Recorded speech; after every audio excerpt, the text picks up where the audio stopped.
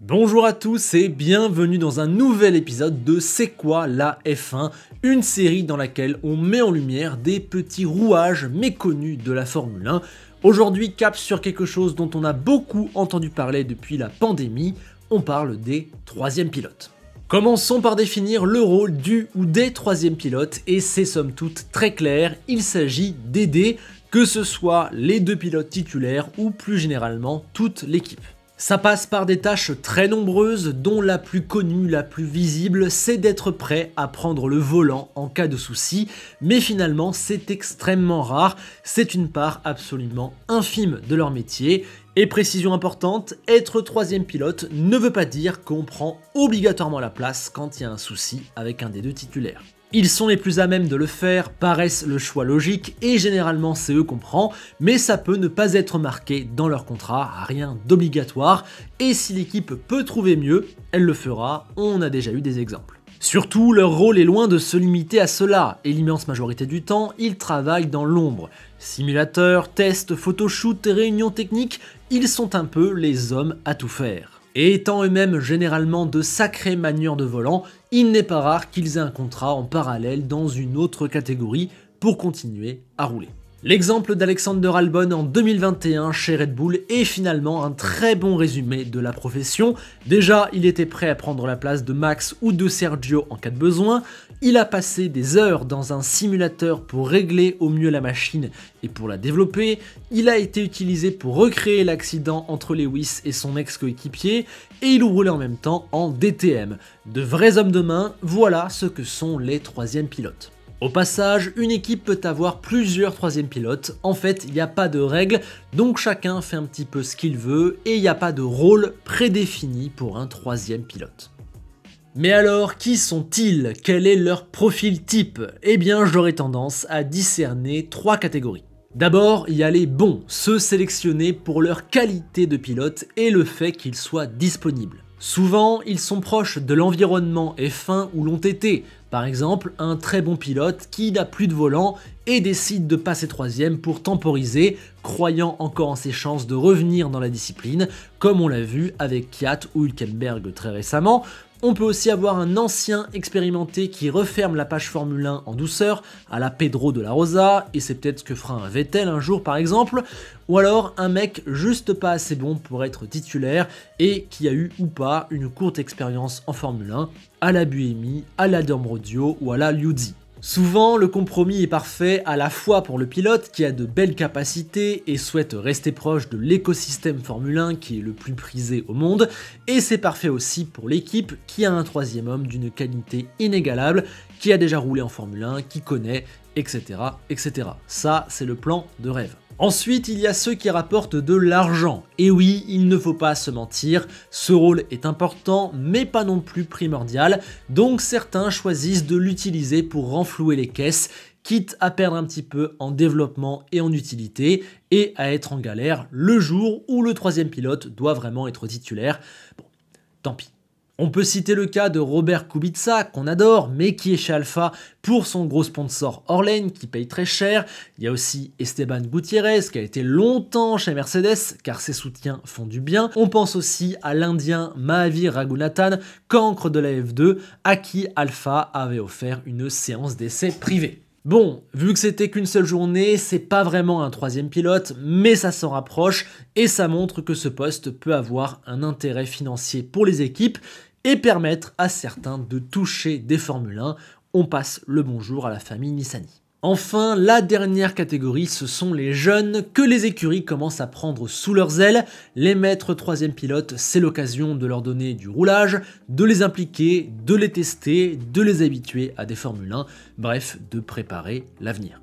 D'ailleurs, quasiment tous les pilotes de la grille actuelle sont passés par là. Leclerc chez Haas en 2016 et 2017 avec le soutien de Ferrari, Bottas chez Williams en 2012 comme Latifi en 2018 et 2019, Joe chez Alpine en 2021, Max Toro Rosso en 2014, comme Ricciardo en 2011 avant qu'il ne prenne le volant complètement à la mi-saison, Russell chez Mercedes en 2017, Ocon chez Lotus puis chez Renault en 2014 et 2016, ou encore Norris chez McLaren en 2018.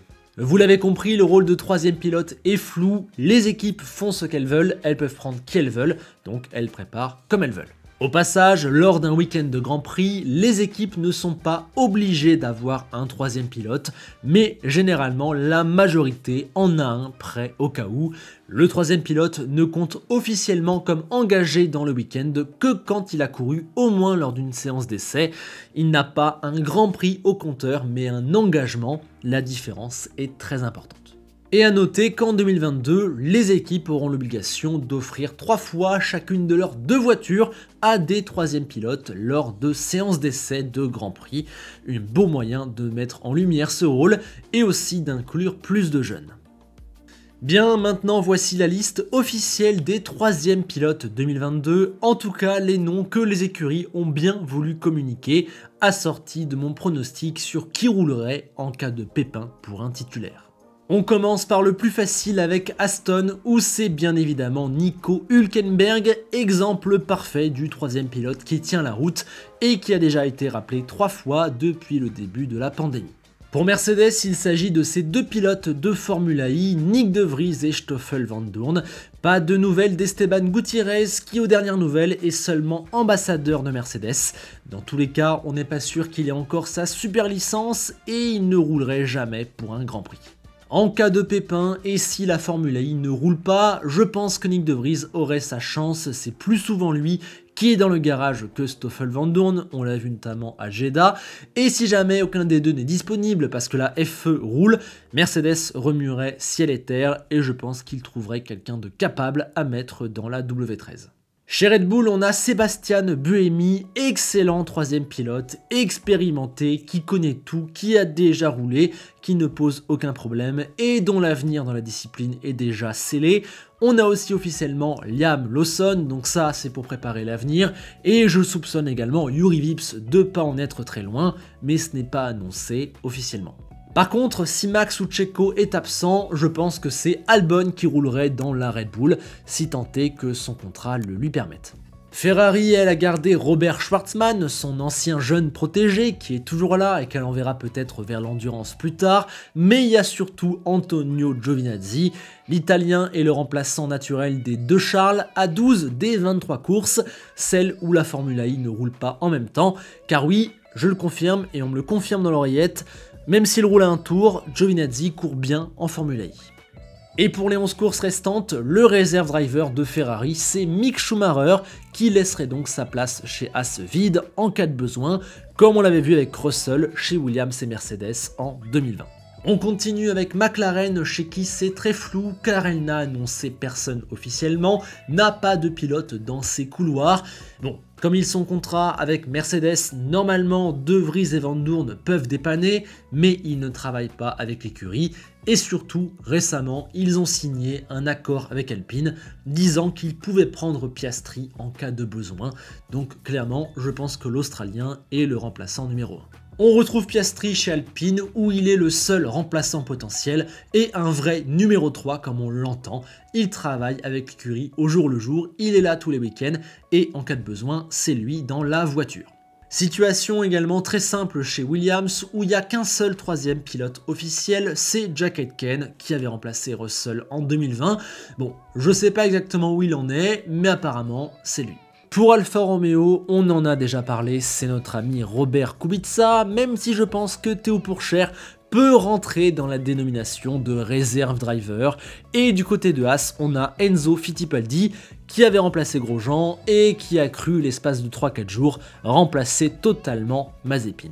Donc, conclusion, si les 20 pilotes titulaires de Formule 1 se font un resto, qu'il y en a un qui est malade et que ça déclenche un immense cluster, la grille du prochain Grand Prix, ce sera De Vries, Vandoorne, Gutiérrez, Pourchaire, Schwartzman, Hülkenberg, Piastri, Giovinazzi, Fittipaldi, Kubica, Gutiérrez et j'en passe. Je pense qu'on verrait un truc très drôle.